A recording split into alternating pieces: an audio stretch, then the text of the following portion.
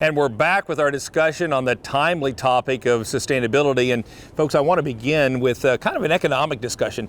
Does sustainability just add cost to the system in terms of changing practices and documenting, or is there an opportunity to actually improve your profitability as well, Bob?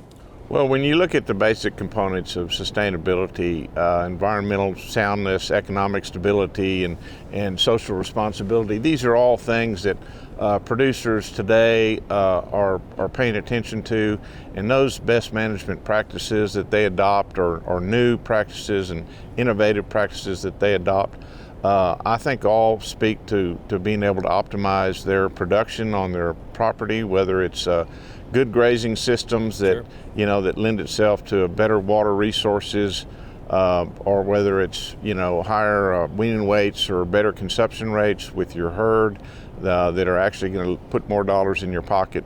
So I think it's a positive influence on operators, on ranchers, and it's definitely, if you're able to kind of check those boxes as you go and kind of try to be in a good state of continuous improvement on your operation, it's going to make you more profitable, and it's going to make you more sustainable. So. And that's what intrigues me, and Dr. Place, you've done a lot of the research around that. It seems to me like some of the very issues, for instance, conception rate. I mean, conception rate's good for everybody, but one of the great things we can do to reduce greenhouse gas is have more calves born, right, by our cow herds. So some of those things go hand in hand. Would you agree? Yes, absolutely. So there's lots of examples of essentially win-wins there, right? Yeah. Where what makes sense from an animal husbandry and animal management perspective, right, directly impacts, your sustainability. Yeah, exactly, your environmental sustainability. So I think that is a key thing that Bob brought up of, it should not be antithetical to your profitability, right? It should be going hand in hand. So speaking of that, lots of people looking for opportunities to add value to their operations and their calves and find ways to get premiums. I guess, Wayne, from a downstream perspective, do you anticipate a time when producers may get more money for implementing some of these practices or being in some way, shape, or form defined as more sustainable? Yeah, like a lot of new initiatives and changes, there will probably be a case where early adopters are able to get a premium. There'll be programs in which they are able to identify themselves and differentiate themselves, and they may command a premium. But over time, these practices become the norm, and they just become what's expected. Baseline standards. And so a lot of the things that we're talking about though just make common sense, and the profit that's going to be made or gained is going to be back at your own level where you see increased performance. Sustainability is important in our business as well, and no one's offering us a premium to do the right thing. They expect us to do the right thing. They expect us to save energy, to reduce our water consumption, to reduce waste. Those are just greens fees, and they're good business practices. In the end, they may make us more successful. That's a good point. We've spent a lot of time on this show talking about the fact that we are in a global industry, facing global competitors. And I'm curious, Sarah, what are other people around the world doing relative to this term of sustainability?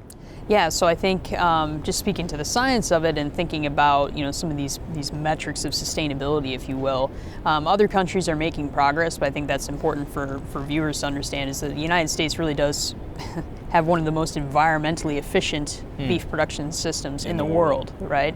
And a lot of it comes back to what we were just talking about, right? There's been a focus and a dedication to translating science to the ranch, to the feed yard, to all the parts of the supply chain, and driving that progress, right? So from that perspective, not to put down other countries, right? There's been a lot of progress around the world and other efforts that the other panelists will talk about, but we have really excelled in that area. That's almost encouraging. Unintentionally, right, from that standpoint in the United States. Colin, you're involved in several international efforts, is that correct?